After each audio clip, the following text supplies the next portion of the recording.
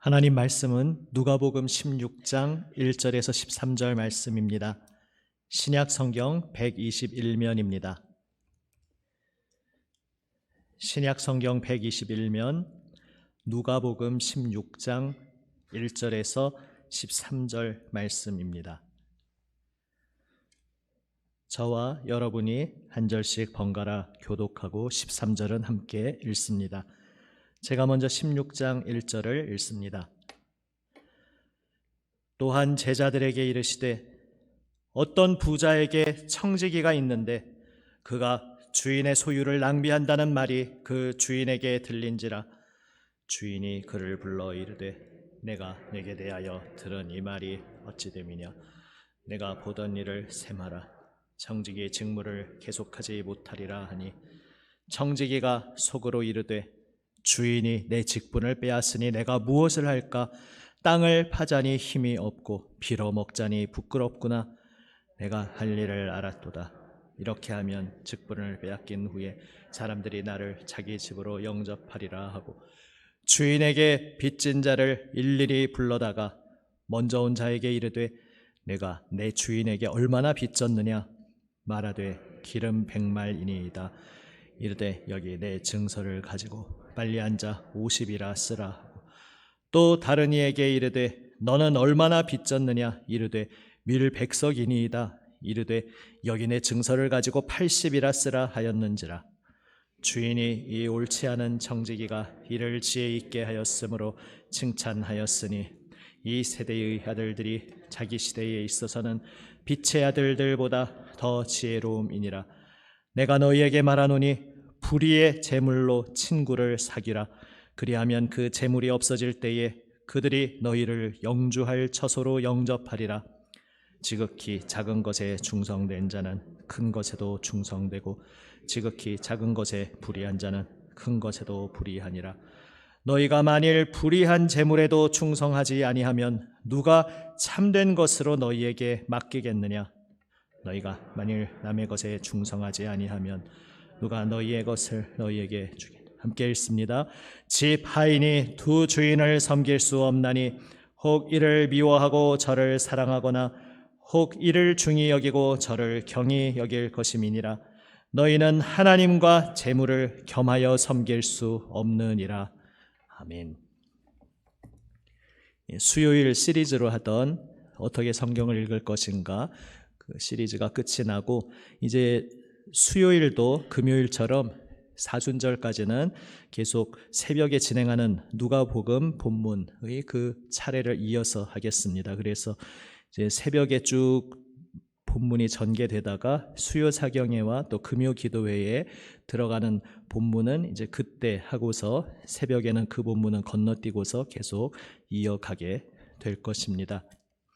오늘 읽은 누가복음 16장 말씀은 누가복음뿐만 아니라 전체 복음서에서 가장 난해하고 어렵기로 악명 높은, 성경의 악명이라고 붙이면 좀 이상하지만 그런 본문 중에 하나를 할 수 있습니다. 그래서 이 16장에 대해서도 한두 번 전에 한번 강해로 말씀드린 적이 있습니다만은 한번 오늘 다시 한번 총정리를 하고 또 이전에 드리지 않았던 이야기 중에서 한 가지 정도는 더 말씀을 드리고자 합니다.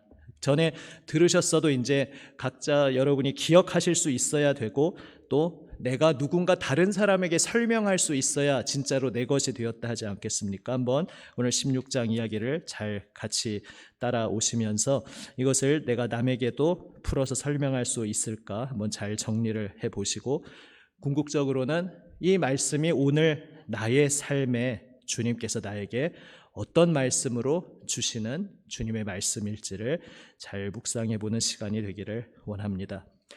이 본문을 특별히 어렵게 느끼는 이유는 예수님의 비유로 들고 있는 비유 이야기 속의 주인공이 정의롭지 않은 사람이기 때문입니다. 교활한 사람이기 때문입니다. 그런데 그 교활한 사람이 칭찬을 받는 것으로 끝나고 그러면서 예수님 말씀도 얼핏 보면은 이 교활한 청지기가 행한 것을 무언가 배우라는 듯이 말씀하고 계신 데에서 우리가 어려움을 느낍니다.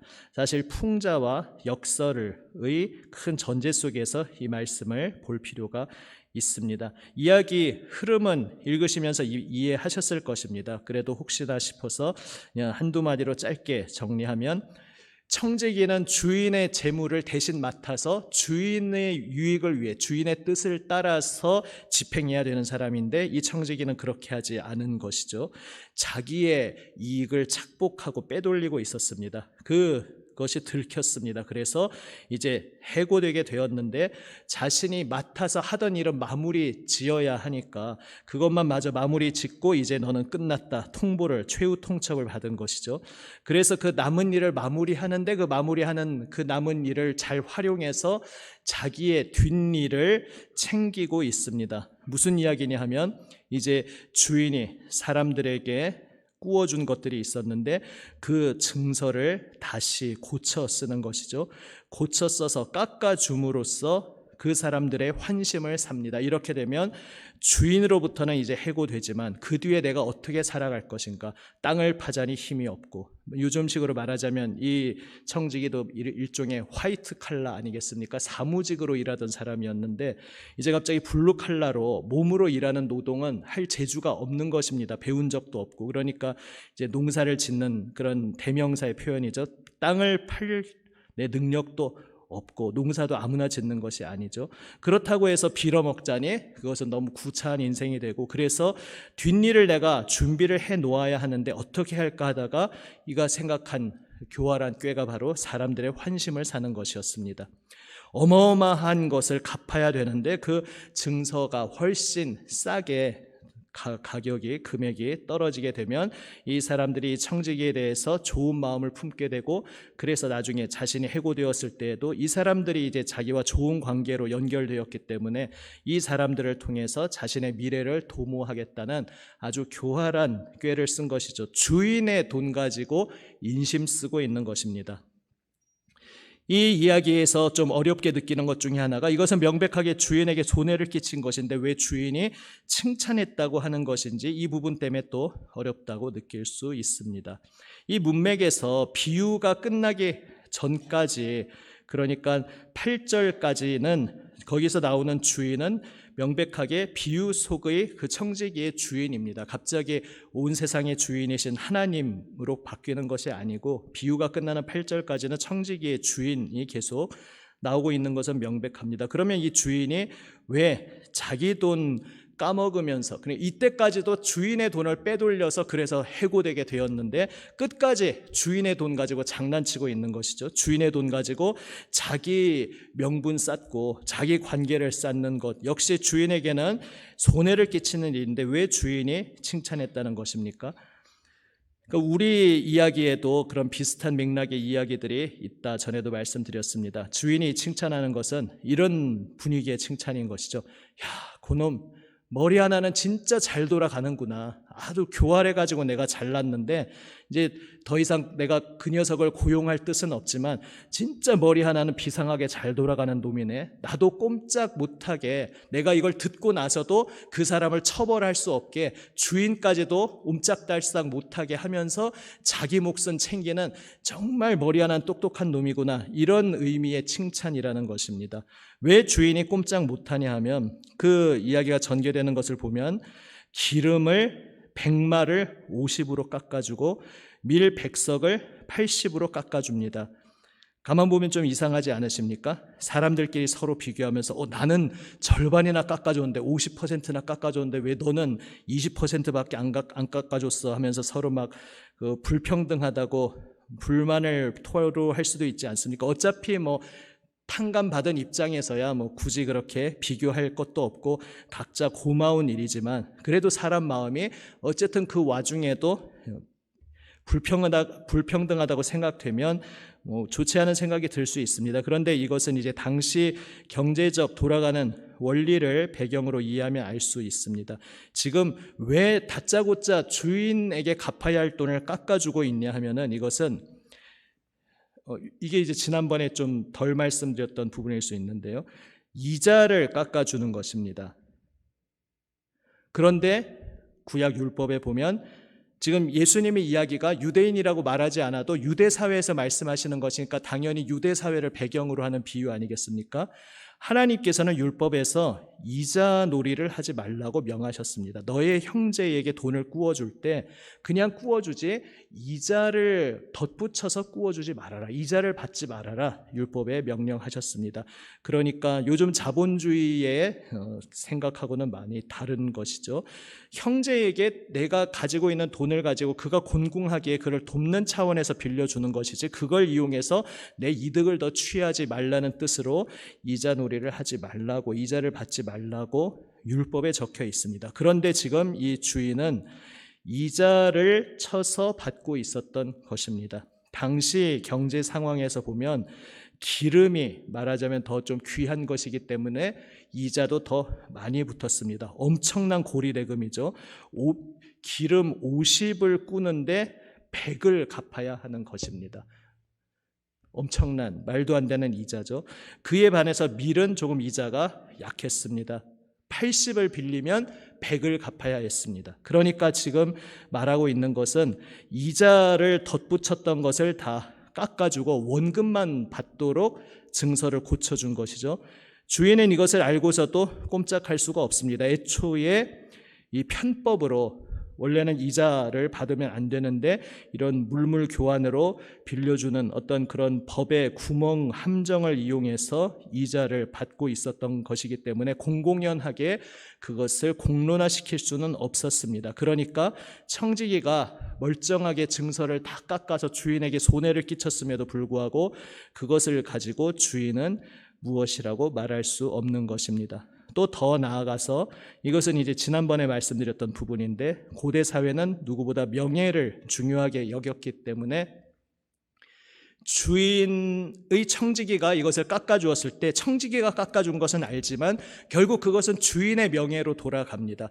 그런데 기껏 다 깎아줘 놓고 주인이 그거 내가 한 건 아니고 내 청지기가 내 맘 나랑 상관없이 지 맘대로 한 거니까 다시 원래대로 증서를 되돌리라 이렇게 나설 수 없었던 것이죠. 명예를 중요시하는 사회이기 때문에 꼼짝없이 알면서도 청지기의 노름에 당할 수밖에 없는 주인의 입장인 것입니다. 그러니까 주인으로서는 지금 청지기 때문에 엄청나게 손해를 본 것이지만은 그래 네 인정, 네 머리 좋은 건 내가 인정할 수밖에 없다 이렇게 칭찬을 했다는 것입니다. 그러니까 이것은 여기까지 비유의 이야기죠. 이 비유는 이것을 문자적으로 하나님의 백성이 이런 식으로 살아라라는 어떤 교훈의 재료로 주신 것이 아닙니다. 어쨌든 청지기는 주인의 돈 가지고 남의 돈 가지고 인심 쓰면서 교활한 짓을 한 것입니다. 이 행동 자체가 모범이 될 수는 없습니다. 그것을 잘 뒷받침해주는 말씀이 8절 후반부의 말씀입니다.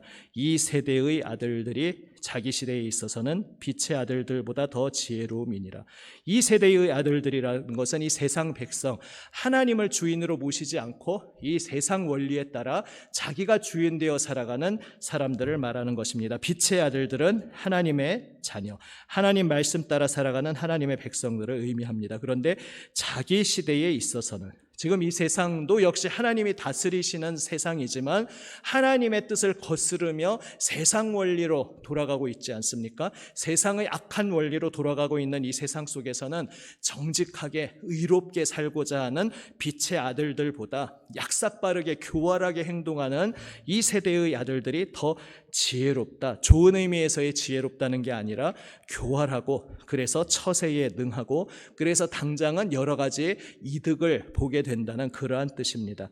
이 말씀을 덧붙이심으로써 앞에 지금까지 벌어진 비유의 이야기가 빛의 아들들에게 직접적인 교훈이 되는 이야기가 아니라는 것은 분명히 하고 계십니다. 이 비유의 이야기는 이 세대의 아들들, 이 세상에 속한 자의 교활한 그래서 먹고 먹히는 그래서 교활함으로 자기 앞길을 챙기고 그 교활함으로 주인도 꼼짝 못하면서 그냥 허탈하게 그놈 참 똑똑하네 하고 웃을 수밖에 없는 이 세상에서 먹고 먹히는 관계에서의 이야기를 하나의 비유로 들고 계신 것입니다. 그런데 이제 이 세상 속에서는 약삭빠른 이 세상 아들들이 이렇게 자기 몫을 챙기고 이 세상 속에서는 정의롭고 순진하게 또 겸손하게 살고자 하는 하나님의 백성들이 그 교활함을 따라갈 수 없는데 그게 이제 영원한 것은 아니라는 것이죠. 당장의 이득을 보는 데에는 이 세대의 아들들이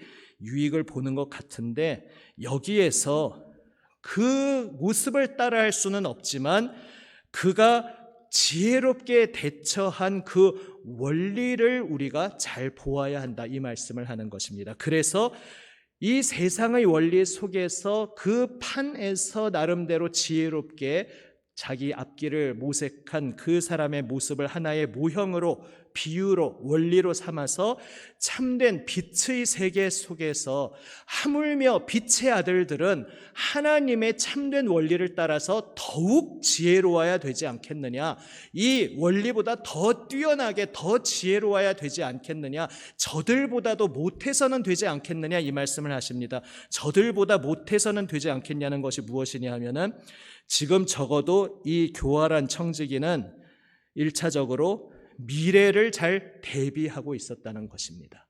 그런데 하나님의 백성은 정작 자신의 앞날의 미래를 대비하고 있느냐? 지금 하나님의 말씀을 알고 하나님이 종말에 모든 것을 심판하신다는 것을 말로는, 머리로는 믿는다고 하지만 마치 그 하나님의 궁극적인 미래를 알지 못하는 사람인 양, 하나님이 궁극적으로 모든 것을 심판하신다는 것을 의식하지 못하는 것인 양, 미래를 대비하지 않고 살아간다면 자기 시대에서의, 자기 판에서의 작은 짧은 미래기는 하지만 이 땅에서의 짧은 미래라도 그 교활함으로 준비하는 그 만도 못한 것이 아니겠느냐 말씀하십니다. 그래서 1차적으로 미래를 적어도 대비하고 있는 그 원리로서 이 교활한 청지기 하는 것을 보면서 우리는 그것과는 비교되지 않는 궁극적인 영원한 미래를 준비하고 대비하는 그 원리는 우리가 배워야 한다, 이것을 말씀하는 것입니다.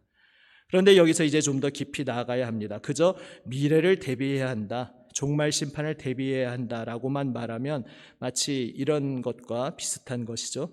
너의 고향이 어디냐 했을 때 내 고향은 대한민국입니다 말하면 맞는 말인데, 이게 외국에서 벌어진 대화면 뭐 그럴듯한 대답이지만 우리 한국 안에서 대화 나누고 있는데 당신 고향이 어디요? 라는데 내 고향은 대한민국이요 라고 말하면 이상한 대답이 아니겠습니까? 틀린 답은 아닌데 더 깊이 들어가야 되는 것이죠. 어느 도에 무슨 시라든지 무슨 읍이라든지 여기까지 들어가야 합니다. 지금도 마찬가지로 미래를 대비하라고 말씀하신 것이다, 이렇게만 말하고 지나가면 틀린 말은 아닌데 너무 넓은, 너무 막연한 대답인 것입니다. 2차로 들어가면 결국 지금 앞뒤 모든 맥락에서 재물을 사용하는 것에 대해서 무언가 말씀하고 계시다는 것을 우리는 알 수 있습니다.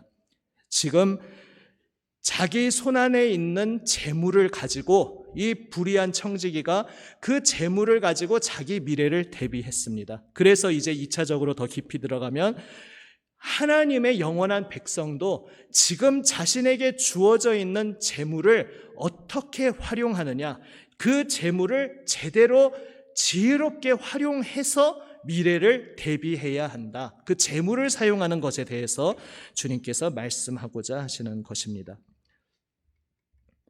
교활한 청지기는 어떤 면에서 지혜로웠습니까? 지금 해고되기 전에는 주인의 돈을 빼돌리면서 아마 자신의 유익을 얻는 데에 그것을 쓰고 있었을 것입니다. 자기 어떤 집에 여러 가지 재물을 채우고 빼돌린 것이죠. 그런데 이제 해고되면서는 역시 주인의 돈을 가지고 장난을 치기는 했지만 그것을 가지고 자기의 손아귀 위에 무엇을 쥐는 데 쓴 것이 아니라 사람들의 마음을 얻는 데에 그것을 썼습니다. 그러니까 이전에는 내 눈앞에 물질의 이득을 추구하며 살았다면 이제는 사람과의 관계에 초점을 맞췄습니다. 물론 이 사람과의 관계라는 것이 영원한 의미에서의 선한 그런 깊은 의미가 아니라 이 세상 판에서의 아주 짧고 얕고 교활한 그런 맥락이지만 어쨌든 사람과의 관계로 그의 관심을 돌렸습니다. 왜냐하면 해고된 후에 내가 살아남는 길은 내 손안에 뭐 하나 더 쥐고 있는 거에 달려있지 않고 사람들과 인맥을 쌓아놔야 내가 살아남겠구나, 이것을 그가 깨달았기 때문입니다. 이것을 말씀하시면서 주님께서 이렇게 말씀하시는 것이죠. 이 세상 지혜 판에 파묻혀서 이 세상밖에 알지 못하는 이 교활한 자도 이 세상 판에 그치는 영원한 것으로는 나아가지 못하지만 적어도 이 세상 판에서 자기의 앞날을 사람과의 관계에 초점을 맞춰서 그 미래를 준비하지 않았느냐? 그렇다면 영원한 하나님의 백성은 더더욱 이보다 지혜로워야 하지 않겠느냐? 궁극적으로 하나님의 종말 심판이 우리를 기다리고 있다는 것을 안다면 우리가 하루하루를 살아갈 때 내 인생에 무엇을 내 인생 목표로 삼아야 되겠느냐? 내 손 안에 무언가 하나라도 쥐고 내 무언가 안정된 노후를 위해서 하나라도 더 쌓아놓고 무언가 손에 쥐고 무언가 결과를 성취하고 이것을 위해서 내 모든 인생을 다 쏟아붓는다면 그게 과연 나에게 남는 것이 있겠느냐 말씀하십니다. 지금 내 손 안에 쥐고 있는 것을 활용하는 모습을 보면 내가 무엇에 중점을 두고 있는지 나 자신의 인생 가치관을 알 수 있다는 것입니다. 나는 지금 물질을 나에게 쌓는 거기에 초점을 맞추고 살아가고 있는지 아니면 정말로 하나님께서 바라보시는 큰 맥락, 하나님을 경외하고 그래서 하나님과의 관계가 풍성해지고 그래서 그 앞에서 우리 서로 간의 사람과의 관계가 풍성해지는 궁극적인 하나님 나라의 영원한 가치관, 우리가 하나님 나라 영원한 세계에 들어가면 거기에서도 물론 재물 이런 것들도 다 있을 수 있지만 거기에서 우리가 이 세상과 구별되는 영원한 참된 복락의 하나님 나라의 본질적인 특징은 하나님과의 풍성한 관계를 누리고 또 그 속에서 우리 모든 사람과의 관계도 회복되어서 온전한 사랑과 정의의 관계로 모든 것이 회복되는 것이 우리가 기다리고 있는 영원한 세계라면 그 영원한 세계를 기다리고 있는 우리는 지금 이 땅에서도 우리 인생에 무엇을 위해 투자할 것이냐? 바로 관계를 위해서 투자해야 되지 않겠느냐? 이것을 말씀하고 계신 것입니다. 그러면서 말씀하십니다. 불의의 제물로 친구를 사귀라. 이 말씀도 표현이 굉장히 이상하기 때문에 또 역시 이 본문을 어렵게 느끼게 만드는 하나의 이유가 될 수 있습니다. 왜 불의의 제물로 친구를 사귀라? 그리하면 그 제물이 없어질 때에 그들이 너희를 영주할 처소로 영접하리라. 지금 이 말씀은 앞서 나왔던 이 세상 판에서 교활하게 자기 미래를 도모했던 그 비유의 이야기와 실체인 하나님 나라를 대비해야 하는 우리의 이야기가 같이 오버랩 겹쳐져 있습니다. 그 불의의 제물은 두 가지 의미가 있을 수 있습니다. 이것은 해석하는 분들에 따라서 좀 여러 가지로 갈리기도 하는데요. 우리 문맥에서 크게 두 가지 정도를 생각할 수 있습니다. 그 뒤에 이어지는 맥락에서 남의 것에 충성하지 않으면 누가 너희의 것을 너희에게 주겠느냐 하면서 남의 것이라 말합니다. 이 불의한 청지기가 그렇지 않았습니까? 내 돈이 아니었고 주인 돈이었는데 그 주인 돈을 이전에는 어리석게 썼지만은 이제 자기의 미래를 대비하면서 사람들에게 환심을 사는, 그래서 이 세상 판에서는 어쨌든 지혜로운 그런 활용을 했습니다. 그런데 그게 남의 것으로 그렇게 한 것이죠. 그래서 우리가 이 땅에 살아갈 때 있어서도 생각해 보면 우리가 활용하고 사용하는 재물도 사실은 내 것이 아닌 것이죠. 남의 것입니다.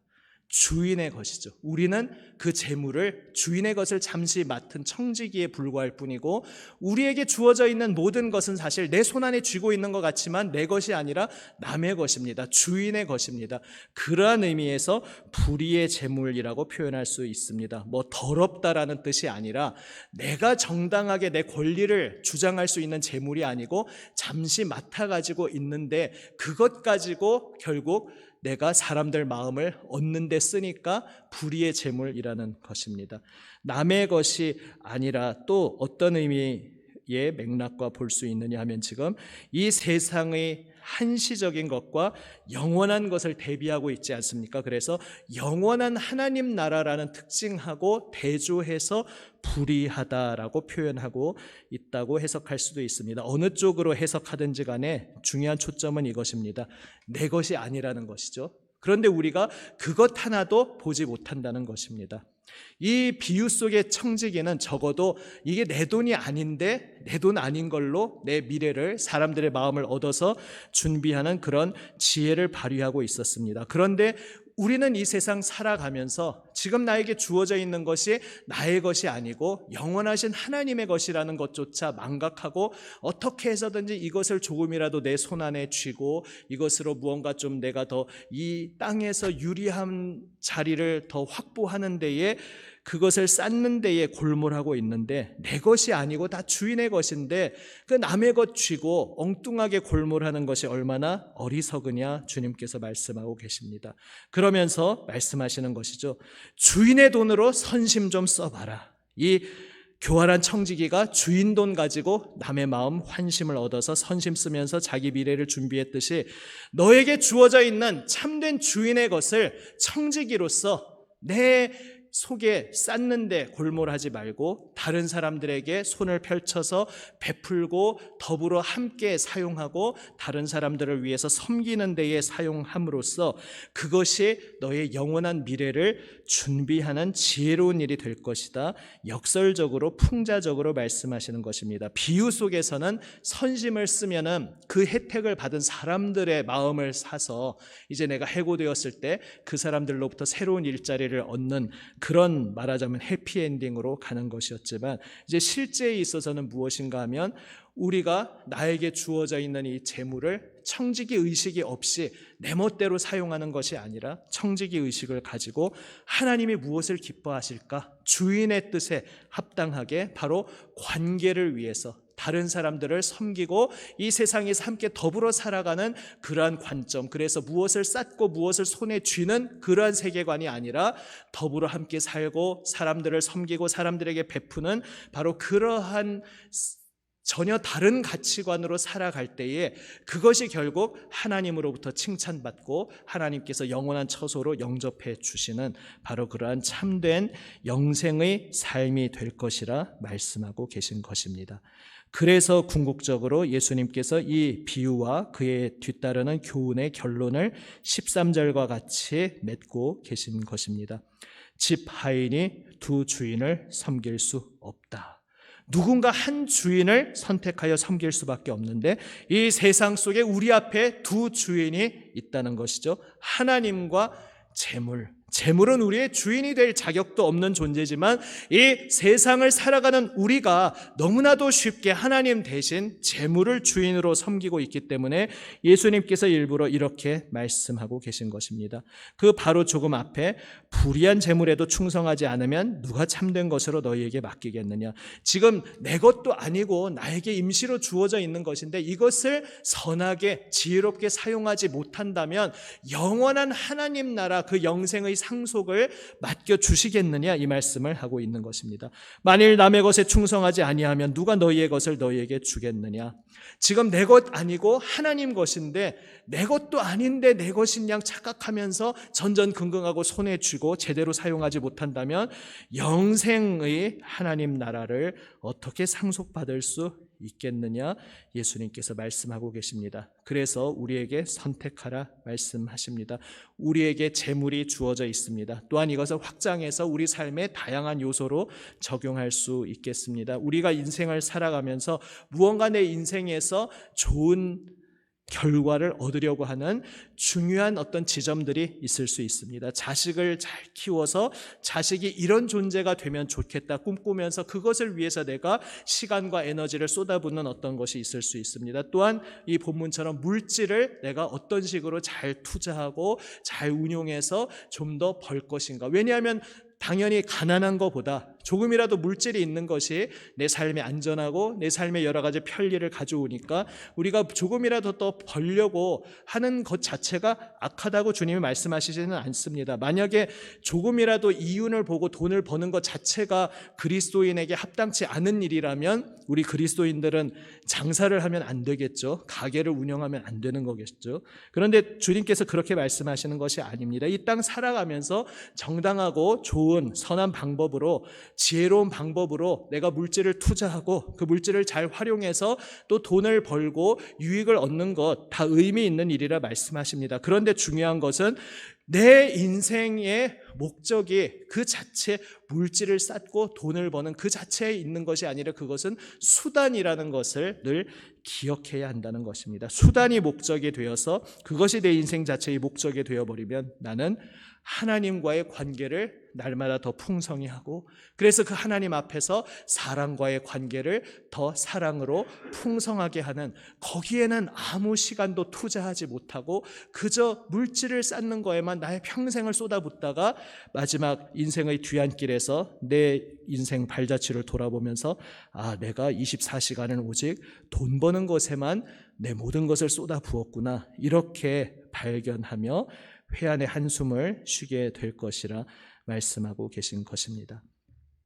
영원한 하나님 나라는 하나님을 사랑하고 하나님 임재 앞에서 하나님의 영원한 그 사랑에 붙들려서 그 사랑 안에서 우리가 함께 사랑하며 살아가는 그러한 세계입니다.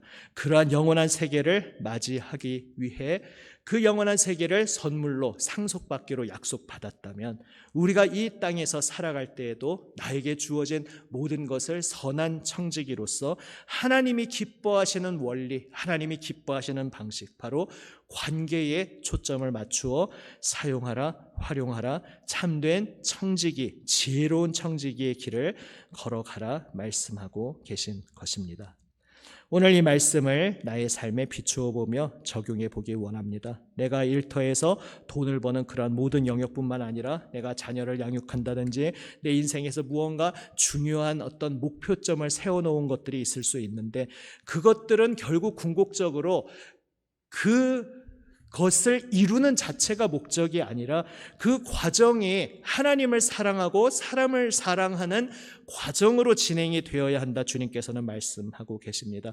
내가 목표로 하는 것들이 다 의미 있고 중요한 것일 수 있습니다. 물질을 쌓는 것 중요한 것일 수 있습니다. 내 자녀를 좀 더 좋게 번듯하게 잘 준비되도록 하는 것 다 중요한 일일 수 있습니다. 그러나 그 모든 것들 자체에 내가 매몰되어 버려서 결국 그 모든 과정을 하나님을 경외하고 사람을 끌어안는 그러한 방법을 놓쳐버릴 때에 수단이 목적이 되어버리는 일이 일어날 수 있다, 주님께서 우리에게 말씀하고 계십니다. 한번 오늘 말씀을 비추면서 이렇게 나에게 적용해 보면 좋겠습니다. 내가 오늘 이 하루 24시간을 달려올 때 나는 무엇을 위해 달려왔던가. 물론 직장 생활 하신 분은 직장 생활의 그 어떤 그 목표를 아무리 아름답게 포장해서 말을 한다 할지라도 결국 직장 생활의 목적은 물론 돈을 버는 것이었을 수 있습니다. 그런데 내가 지금 취직하고 돈 벌어서 결국 내가 어떤 인생을 가꾸려고 나는 지금 꿈꾸고 기도하고 목표를 하면서 이 길을 걷고 있지. 그리고 그래서 나의 24시간, 나의 일주일, 내 삶은 무엇에 내 마음을 쏟고 무엇에 내 모든 초점을 맞추며 무엇을 사랑하고 무엇을 열망하고 무엇을 기대하면서 내 인생 가운데 어떤 아름다운 열매들이 결국 결실로 맺혀지기를 기대하면서 그저 돈이 이만큼 있었는데 내 인생을 통해 돈이 이만큼 부풀려진 그것을 우리의 궁극적인 목적으로 삼고 계시지는 않지 않겠습니까? 그러면 그것들은 다 수단이고 결국 그래서 내 인생 통해 나는 내 인생에 이런 열매가 열리면 좋겠다. 나는 무엇을 꿈꾸며 달려오고 있었는가? 혹시 어쩌면 너무나 분주하게 달려오는 가운데 그것 자체를 그저 망각하고 그저 앞으로만 달려왔을 수도 있습니다.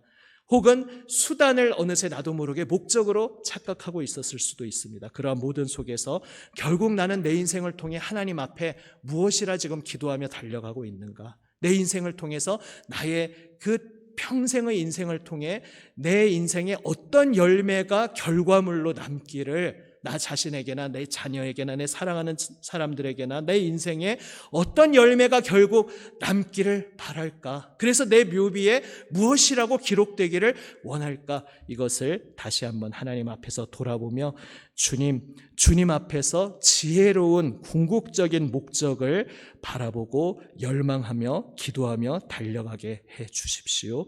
기도하며 나아가기를 원합니다. 주님의 뜻을 구하며 주님 앞에 엎드릴 때에 주님께서 응답하시고 주님께서 우리를 지혜의 길, 생명의 길로 인도하여 주실 것입니다.